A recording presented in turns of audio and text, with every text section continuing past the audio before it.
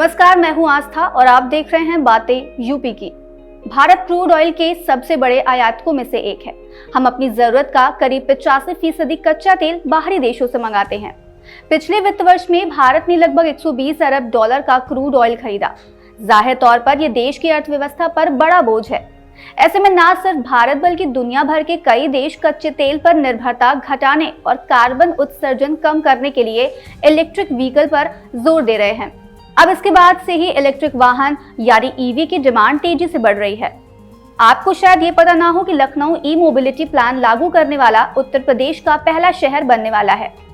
उत्तर प्रदेश में इलेक्ट्रॉनिक रूप से चलने वाले वाहनों की संख्या सबसे अधिक यानी 4.5 लाख है, जिसके बाद लखनऊ सहित 17 नगर निगमों में एक व्यापक ई मोबिलिटी योजना लागू की जाएगी। यानी शहर के पब्लिक ट्रांसपोर्ट को भी ई व्हीकल यानी ईवी से लैस किया जाएगा। शहर में अब रेलवे, एयरपोर्ट, बस अड्डा, मेट्रो कहीं से भी आने जाने के लिए ईवी आसानी से मिल जाएगी। इतना ही नहीं, शहर का कचरा उठाने के लिए भी ईवी ट्रकों का इस्तेमाल किया जाएगा। सरकार का ई मोबिलिटी प्लान क्या है, ये जानने से पहले ये जान लेते हैं कि ई मोबिलिटी क्या होता है। ई मोबिलिटी इलेक्ट्रॉनिक मोबिलिटी या इलेक्ट्रो मोबिलिटी, जिसका मतलब एक जगह से दूसरी जगह जाने के लिए इलेक्ट्रिक वाहनों का लाभ उठाना है। इन वाहनों के उदाहरण में ई साइकिल, ई मोटरसाइकिल, कार और बिजली से चलने वाले अन्य सार्वजनिक परिवहन शामिल हैं। अब आते हैं सरकार के नेशनल ई मोबिलिटी प्रोग्राम पर।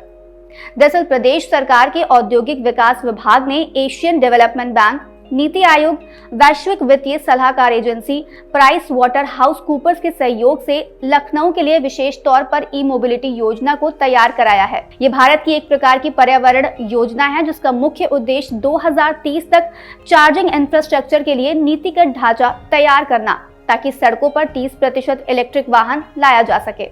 ई मोबिलिटी का एक महत्वपूर्ण हिस्सा है ऊर्जा की समग्र उपलब्धि में दक्षता लाना।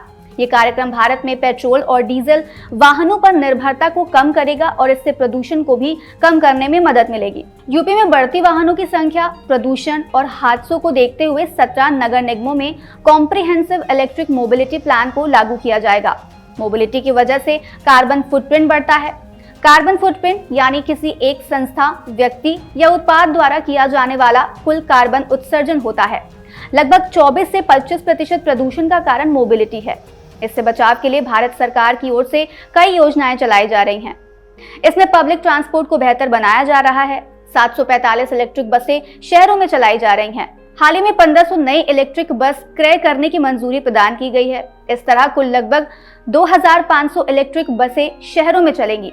यूपी के 5 जिलों में मेट्रो योजना की शुरुआत की गई है। दिल्ली से मेरठ तक RRTS यानी रैपिडेक्स चालू होने जा रही है। इससे कार्बन फुटप्रिंट को कम करने में मदद मिलेगी। तो वहीं शहर में लोग निजी वाहन से कम यात्रा करें, इसके लिए सिटी ट्रांसपोर्ट के तहत बसें चलाई जा रही हैं। आज इस वीडियो में इतना ही। हम फिर मिलेंगे एक नए एपिसोड के साथ। तब तक के लिए मुझे दीजिए इजाजत। नमस्कार।